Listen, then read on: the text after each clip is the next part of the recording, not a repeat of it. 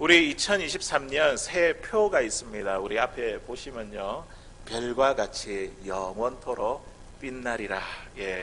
새해 하나님께서 우리에게 주신 표이고 말씀입니다. 우리 같이 한번 따라해 볼까요? 별과 같이 영원토록 빛나리라. 시작. 제가 별과 같이 이렇게 하면 영원토록 빛나리라 우리 성도님들께서 해주시면 됩니다.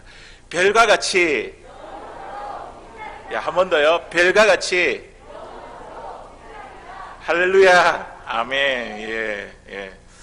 올해 이 한 해 동안 우리 교회와 우리 성도님들 또 가정과 또 일터와 삶이 영원토록 빛나는 이 한 해, 빛나는 삶을 살아갈 수 있는 사랑하는 저와 여러분들 다 될 수 있기를 주의 이름으로 간절히 소원합니다. 오늘 함께 읽은 이 말씀에 보면요, 오늘은요 좀 세상의 끝날에 대한 그런 이야기입니다. 우리가 첫 시작을 하는데 오늘 끝날에 대한 그 이야기가 기록되어 있습니다. 다니엘은요 환상을 통해 이 세상의 끝이 어떻게 되는지 보게 되었습니다. 이 세상의 끝에는요 지금까지 경험하지 못했던 아주 극심한 환란이 있을 것이다, 그런 예언을 듣게 되었습니다. 하지만 오늘 말씀에 보니까요, 하나님의 백성은요 조금 더 두려워하거나 염려할 필요가 없습니다. 왜냐하면 우리 하나님께서 당신의 자녀들, 당신의 백성들은요 반드시 보호하시고 내가 구원하겠다, 그렇게 약속하셨거든요. 1절에 있는 말씀에 보니까 마지막 부분에 이래 되어 있습니다. 그때에, 마지막 때에 내 백성 중에 책에 기록된 모든 자가 구원을 받을 것이라. 우리에게 마지막 때에 극심한 환란이 있겠지만, 그러나 책에 기록된 사람들, 생명의 책에, 하나님의 생명의 책에 기록된 사람들이 어떤 사람입니까? 예수님을 알고 예수님을 믿고 영원한 생명을 얻은 그 사람이 하나님의 생명의 책에 기록되어 있는 것이죠. 그 사람은 하나님의 보호를 받을 것이고 반드시 마지막 때에 구원을 받게 될 것입니다. 이 말씀은요, 환란을 당하는, 마지막 때에 환란을 당하는 우리 성도들에게 큰 위로와 용기와 힘이 되는 말씀입니다. 마지막 때에 이런 어둠만 있는 것이 아니라 오늘 말씀에 보니까 빛도 있습니다. 궁창의 빛과 같이, 또 별과 같이 빛날 것이다. 이 빛도 이야기를 하고 있습니다. 빛나는 사람들이 있다는 것이죠. 마지막 때에 빛나는 사람을 오늘 말씀에 보니까 두 가지 이미지로 표현하고 있습니다. 3절에 있는 말씀에 보니까 첫째는 지혜 있는 자이고, 또 두 번째는 어떤 자입니까? 많은 사람을 어른대로 돌아오게 하는 자. 이 두 가지 이미지를 보여주고 있습니다. 이러한 자는 별과 같이 영원토록 빛날 것이다. 환난 가운데 마지막 때에 어둠도 있지만 이런 사람들은 빛이 날 것이다, 그렇게 약속하고 있습니다. 저와 여러분은 주님이 오실 날이 점점 가까워지는 마지막 때를 살아가고 있습니다. 우리 인생의 끝에서 우리가 이제 주님 앞에 서야 되지 않습니까? 주님을 만나 뵈게 될 텐데, 후회함 없이 주님 보시기에 우리의 삶 참 값진 인생을 살고 싶지 않습니까? 사람들이 몰라준다 하더라도, 사람들이 알아주지 않는다 할지라도 우리 주님께서 내 삶을 알아주시는 그런 삶을 우리가 살아가고 싶지 않습니까? 우리의 인생의 끝이 있음을 기억하며 항상 후회와 아쉬움이 남지만, 그러나 후회하지 않도록, 아쉬움이 남지 않도록 어떻게 하면 오늘 이 말씀처럼 별과 같이 영원토록 빛나는 삶을 살아갈 수 있을지, 오늘 본문의 말씀을 통해서 귀한 은혜를 받기를 바랍니다. 첫 번째로는요, 오늘 말씀을 보면서 제가 묵상하는 가운데에 영생의 가치를 아는 자가 별과 같이 영원토록 빛날 것입니다. 무엇을 아는 자가요? 영생의 가치, 영원한 생명의 가치. 여기에서 살아가고 있는 우리 인생이 전부가 아니라 우리에게 예수님을 통하여 우리는 생명을 얻게 되었고 영원한 생명, 그 가치를 알고 깨닫게 된 사람이 되었습니다. 이것을 소중하게 여기는 사람이 마지막 때에 별과 같이 빛난다는 것이죠. 3절의 상반절에 있는 말씀에 보니까 이렇게 이야기합니다. 지혜 있는 자는 궁창의 빛과 같이 빛날 것이요. 지혜 있는 자. 우리가 생각할 때 지혜 있는 자는 어떤 자입니까?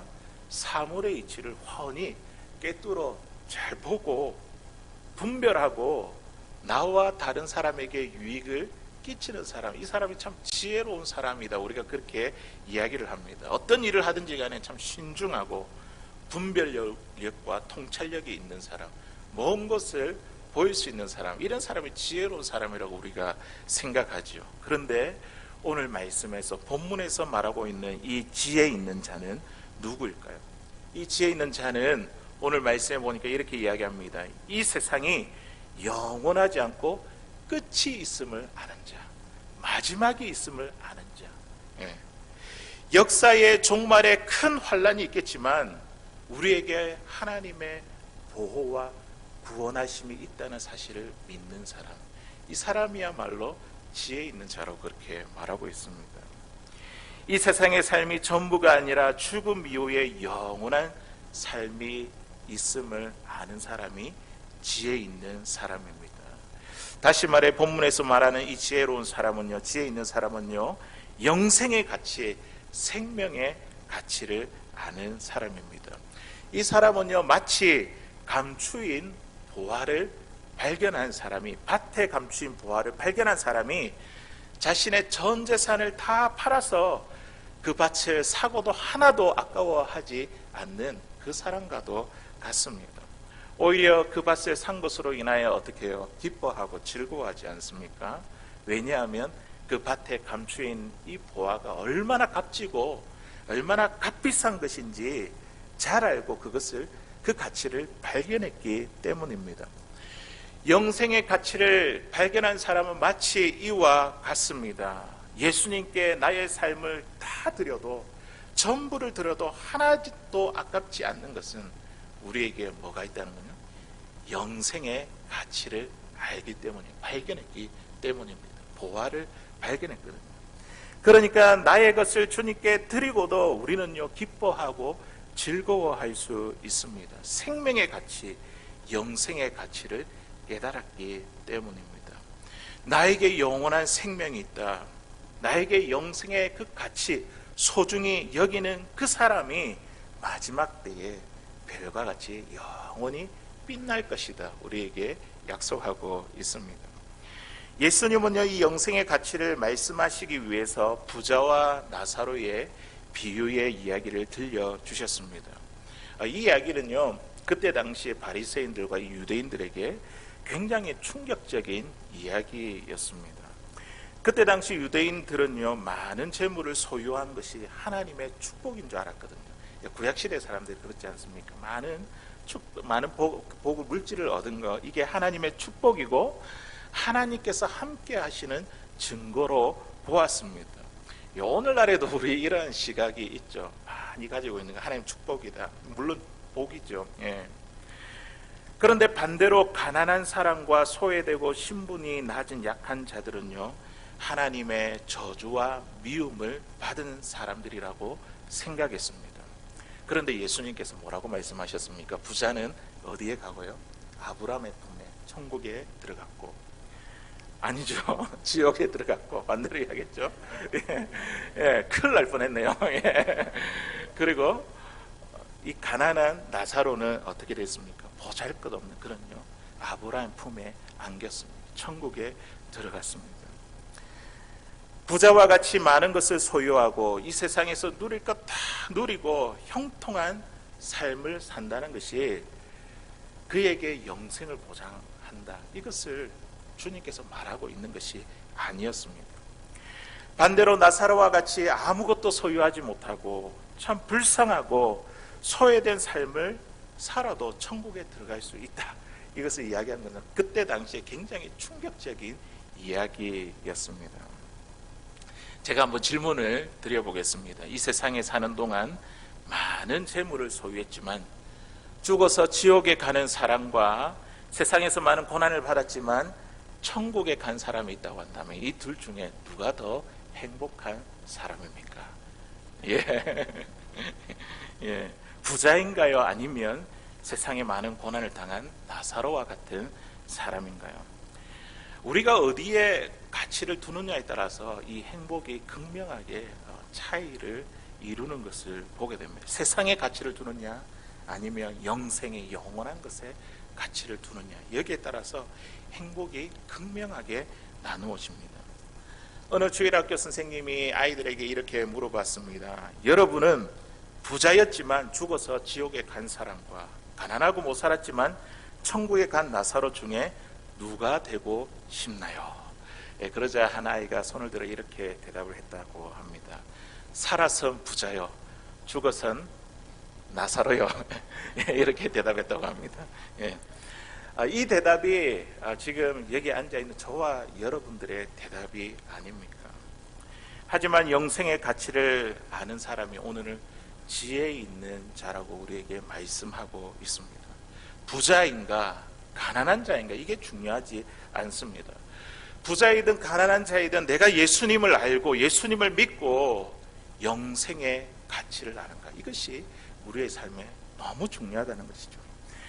부자라도 영생의 가치를 안다면 밭의 보화를 발견한 이 농부와 같이 전 재산을 다 팔아서 그 밭을 사고도 하나도 아까워하지 않을 것입니다. 왜냐하면 값진 보화의 가치를 알기 때문입니다. 가난하더라도 영생의 가치를 안다면 이 세상에 집착하지 않고 영원한 것에 소망을 두며 그렇게 살아가게 될 것입니다. 2022년도에 세계 최고의 부자로 베르니르 아르노 회장이 꼽혔습니다. 혹시 아시는지 모르겠습니다. 우리 여성들이 좋아하는 이 가방에 아주 좋은 그런 브랜드의 회장이거든요. 루이비통 모 헤네시의 여기에 회장의 이름입니다. 아르노.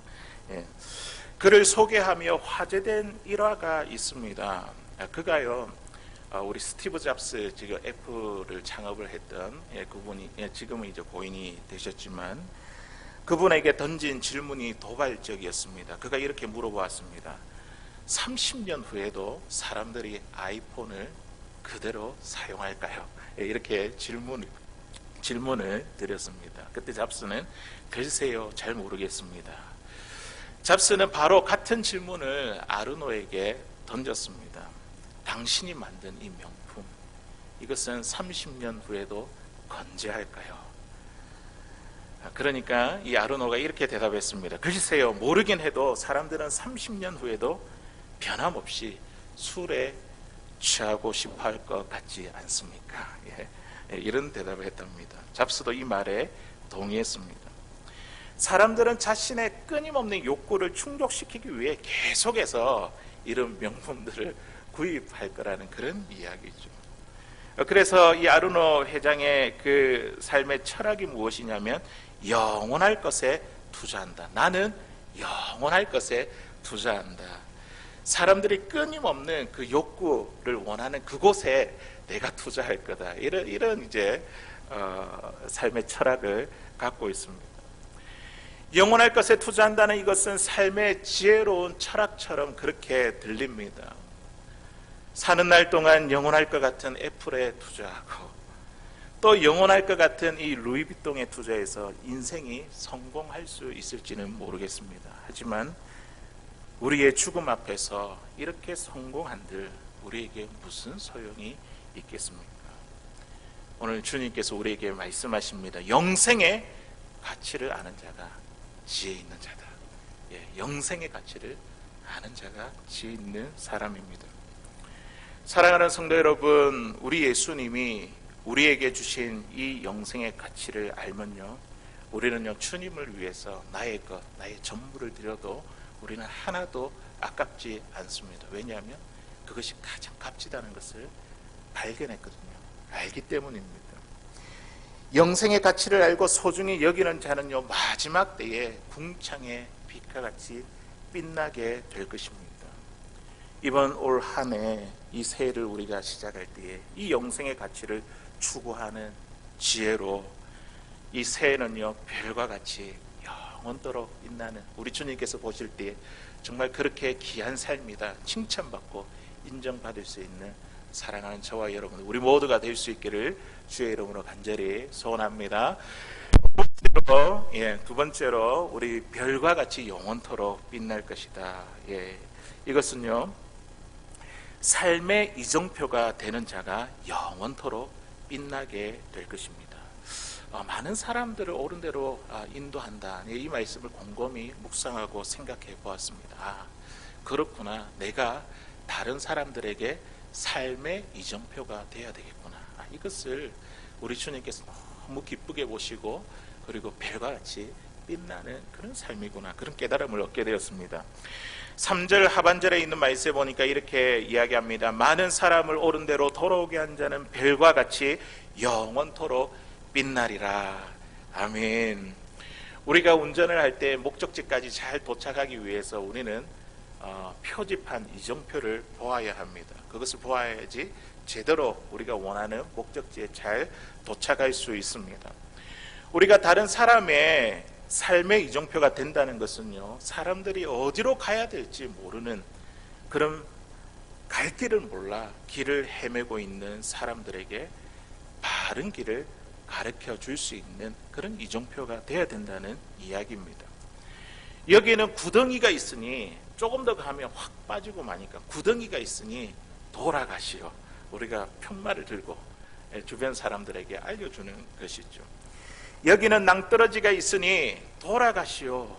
어두움과 거짓에 미혹되지 않도록 진리에 굳게 설 수 있도록 다른 사람의 이정표가 되어주는 사람이 바로 영원토록 별과 같이 빛나게 될 것입니다.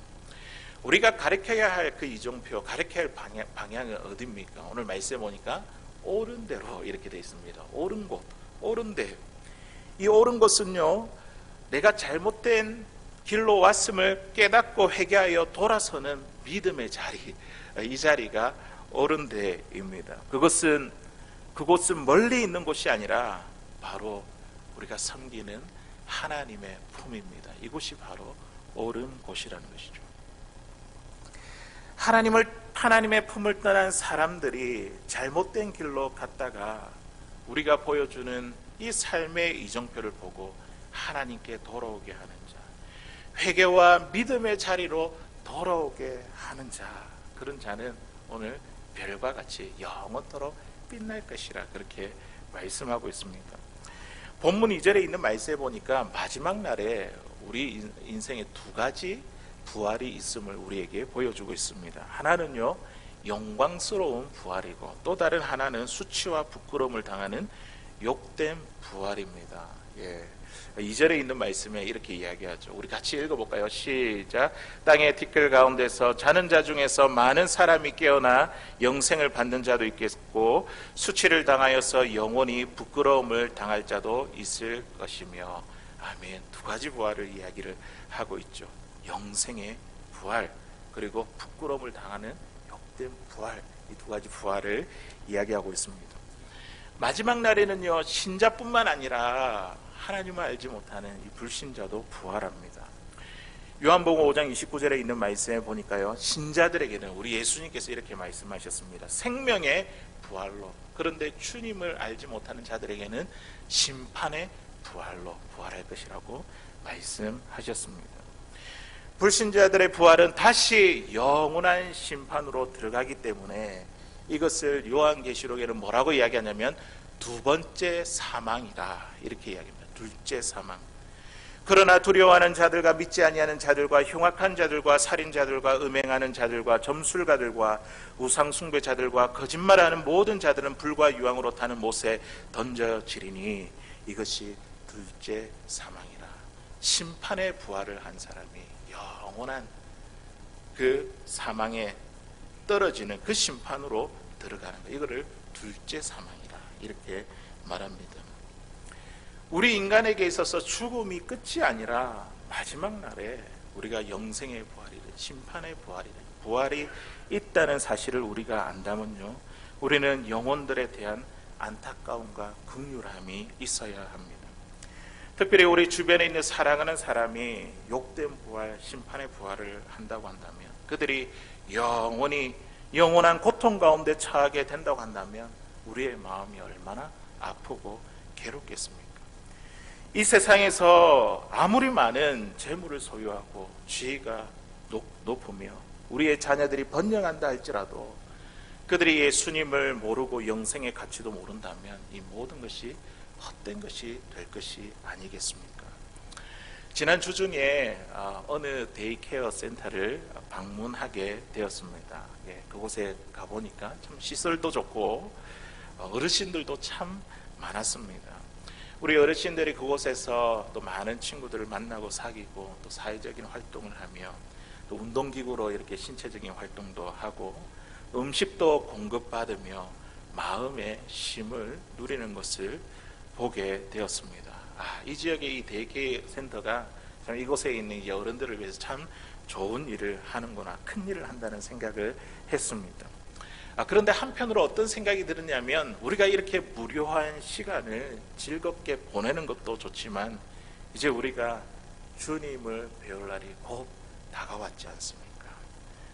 저분들이 믿음으로 또한 준비해야 되는데 주님을 만날 준비를 해야 되는데 이런 안타까운 마음들이 생기더라고요.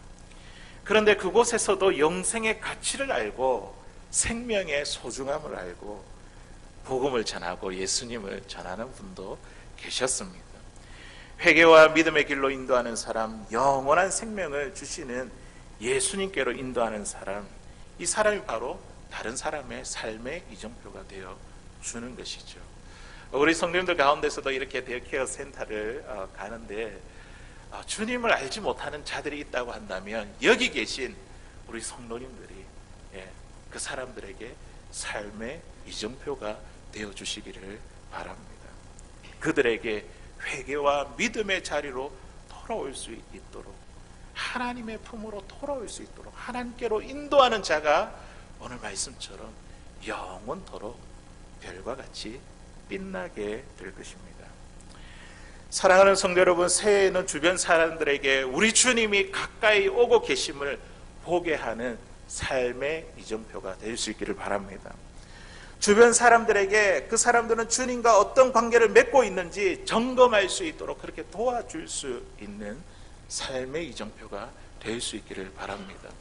주님이 언제 다시 와도 부끄러움 없이 우리가 주님 앞에 설 수 있도록 주변 사람들에게 삶의 이정표가 되어 별과 같이 영원토록 빛나는 살아가는 저와 여러분, 우리 모두가 될 수 있기를 주의 이름으로 간절히 소원합니다. 이제 마지막으로 우리가 어떻게 하면 또 영원토록 별과 같이 빛나는 삶을 살아갈 수 있을까? 세 번째로 예수님을 바라보는 자, 예수님을 바라보는 자가 영원토록 빛나게 될 것입니다. 오늘 3절 하반절에 있는 말씀 보니까 별과 같이 영원토록 빛나리라. 이 말씀을 곰곰하게 생각하고 묵상해 보았습니다. 별이 왜 빛나게 될까? 별이 빛나는 이유가 무엇일까? 곰곰이 생각해 보았습니다. 이왕이면 별보다 해가 더 낫지 않을까? 해같이 빛날 것이다. 물론 우리 신약에 있는 말씀을 보면 해같이 천국에서 해같이 빛날 것이다 라는 말씀도 있습니다. 이왕이면 별보다 해가 더 나을 것 같은데 해같이 빛난다 하지 않고 별같이 빛난다고 했을까? 곰곰이 생각하며 묵상해 보았습니다. 별은요, 스스로 빛을 내는 발광체가 아닙니다. 스스로 빛을 내지 못하는 거죠. 반사체죠. 그 빛을 받아서 비추는 거죠. 반사체입니다. 별은 스스로 빛을 나타낼 수가 없습니다. 별이 해와 마주보고 있을 때, 태양과 마주보고 있을 때에 그 해의 빛을 밝게 비출 수 있습니다. 이처럼 우리의 삶이 별과 같이 빛나는다는 것이 무엇을 의미할까요? 우리는 빛이 아닙니다. 그렇죠? 우리 스스로 빛을 밝힐 수가 없습니다. 하지만 우리에게서 빛이 난다는 것, 우리의 얼굴에서 빛이 난다는 것, 우리의 삶 속에서 빛이 난다는 것이 무엇입니까? 빛의 근원 대신 예수 그리스도와 마주하게 될 때에 우리의 삶에 빛이 나는 거죠. 얼굴에 빛이 나고, 말에서 빛이 나고, 행동에서 빛이 나고, 우리의 모습에서 막 빛이 나는 것입니다. 주님을 바라볼 때 우리에게 빛이 납니다. 내가 빛이 아니라 누가 빛이시라고요? 우리 주님이 빛이십니다. 예수님은 어두운 세상에 비추는 빛으로 이 땅에 오셨습니다. 죽음의 그늘진 땅에 빛을 비추어 주셨습니다. 예수님의 오심으로 우리 안에 있는 이 어두움, 우리 안에 있는 이 죄를 환하게 밝히 드러나게 하셨습니다. 예수님의 빛으로 우리 안에 있는 죄의 문제, 죽음의 문제를 다 해결해 주셨습니다. 예수님의 빛은요, 우리가 보는 이 햇빛, 태양의 빛과 완전히 다릅니다. 태양의 빛은요, 우리가 비치면 너무 밝죠. 그런데 그 밝은 빛 가운데도 어두움이 있습니다. 빛이 비춰지는 곳에는 밝지만 빛이 비춰지고 그 반대편에는 항상 그늘이 생깁니다. 어두운 구석이 있다는 것이죠. 그런데 우리의 예수님의 빛은 어떠합니까? 예수님의 빛은요, 어두움이 하나도 없습니다. 그늘진 곳이 생기지 않습니다. 그래서 성경은 말하죠. 우리 하나님은요, 회전하는 그림자가 없다는 거예요. 그림자가 없는 밝은 빛이 되십니다. 우리가 이러한 빛 대신 예수 그리스도를 바라보게 되면요, 우리의 삶에 있는 그늘진 곳, 어두운 곳이 없도록 우리 구석구석을 주님께서 밝게 비추어 주실 것입니다. 하지만 우리의 삶에 자꾸만 어둠이 나타나는 이유가 무엇일까요? 우리 마음 한구석에 그늘진 곳, 상한 마음, 상한 감정, 이런 것들이 생기는 이유가 무엇일까요? 우리 안에 불평과 원망들, 자꾸만 어두움이 우리 안에 있는 이 그늘이 생기는 이유가 무엇일까요? 주님을 바라보지 못하니까. 우리가 주님을 계속해서 바라보지 못하니까 우리 가운데에 자꾸만 이 어둠이 우리 가운데 생기게 되는 것입니다. 그늘진 곳이 생깁니다. 주님을 바라보지 못하니까 자꾸만 우리의 생각과 감정과 말과 행동에 자꾸만 우리에게 그늘이 생겨지는 것입니다. 사람들은요, 많은 사람들은 자신 스스로에게 빛이 있다고 이렇게 착각하며 살아가고 있습니다. 스스로 빛을 나타내려고 합니다. 자기의 힘과 의지로 이웃들에게 구제와 봉사로 선행을 합니다. 자신의 재산과 재능을 사회에 기부해 보기도 합니다. 자신의 수고와 능력, 이런 지혜로 세상에 빛을 비추려고 하지만 그러면 그럴수록 우리 안에 더욱더 짙은 어두움이 몰려옵니다. 그러면 그럴수록 내 삶이 더 피곤하고 힘들고 지쳐져 버립니다. 왜냐하면 내 안에 빛이 없기 때문입니다. 그 빛은 누구만이 빛이라고요? 우리 주님만이 빛이 되시기 때문입니다. 요한복음 8장 12절에 있는 말씀을 보니까요, 우리 주님께서 이렇게 말씀합니다. 우리 같이 읽어보겠습니다. 시작. 예수께서 또 말씀하여 이르시되 나는 세상의 빛이니 나를 따르는 자는 어둠에 다니지 아니하고 생명의 빛을 얻으리라. 아멘. 우리 주님이 뭐라고요? 세상의 빛이다. 내가 빛이 아니라 우리 주님이 빛이라고 분명히 선언하고 계십니다. 빛 대신 예수님을 바라보면요, 우리는요, 어두움에 다니지 않습니다. 생명의 빛을 얻게 될 것입니다. 예수님을 바라보면요, 그분이요, 우리의 삶에 빛을 비추어 주십니다. 주님이 비춰주시는 그 빛을 통해 내 모습을 밝게 합니다. 내 얼굴을 밝게 하시고, 내 입술을 밝게 하시고, 내 행동을 밝게 하시고, 내 모습을 밝게 하는 것입니다. 변화된 나의 모습을 통해 우리 가정과 일터와 교회를 밝게 해 주십니다. 내가 아니라 누가 한다고요? 주님이 하시는 일입니다. 어느 여집사님이 행복한 가정을 꿈꾸며 결혼을 했습니다. 하지만 4년이 지난 후에 이분의 마음은 온통 상처투성이가 되었습니다. 잦은 부부싸움으로 남편에 대한 신뢰가 점점 깨어졌고 이 남편을 더 의심하게 되었습니다. 이 부부관계가 고통스러운 것으로 변하고 말았습니다. 그런데 어느 날 기도를 하는데 마음 가운데 주님께서 이런 음성을 주셨습니다. 너는 왜 남편만 보느냐? 너와 내 남편 사이에 있는 나를 보지 못하느냐? 그 순간에 이 여자 집사님의 마음에 한 줄기의 빛이 들어오는 것 같았습니다. 예수님의 빛이 마음에 비치는 것 같았습니다. 남편과의 관계가 틀어진 그 힘든 원인이 예수님을 바라보지 못한 것이라는 그 깨달음을 얻게 되었기 때문입니다.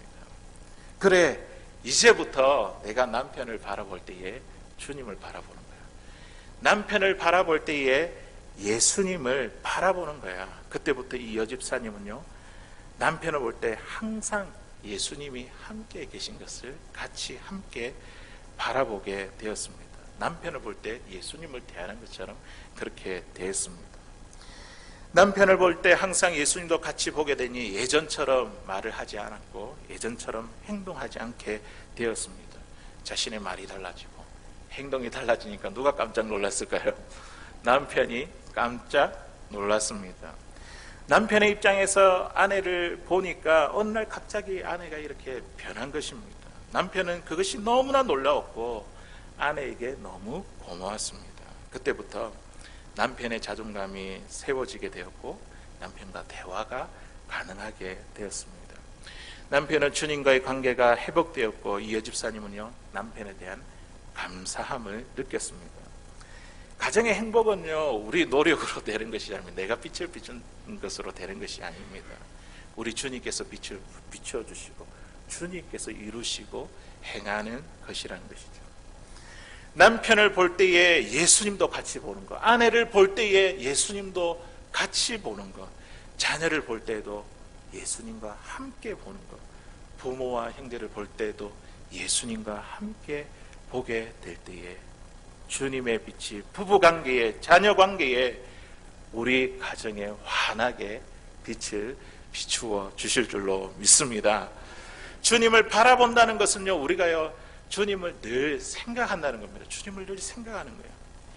일이 많고 많이 바쁘고 마음의 여유가 없을 때도 모든 상황 가운데서 그 주님을 인정하고 주님께 묻고 그리고 주님의 반응을 살피며 주님과 대화를 시작하는 것, 이게 주님을 바라보는 것입니다. 만일 예수님이라면 어떻게 하셨을까? 깊이 고민하는 거죠. 예수님이라면 이 상황에서 뭐라고 이야기하셨을까? 어떤 결정을 내리셨을까? 주님을 바라볼 때 순간순간 그 주님의 빛이 우리의 삶에 비춰지게 될 것입니다. 이 대신 그 주님을 항상 바라보고 이 새해를 우리가 출발하며 이 한 해 끝에서 정말 주님께서 우리의 삶을 보실 때에 우리의 삶이 별과 같이 영원토록 빛나는 살아가는 저와 여러분들의 삶이 다 될 수 있기를 주의 이름으로 간절히 소원합니다. 우리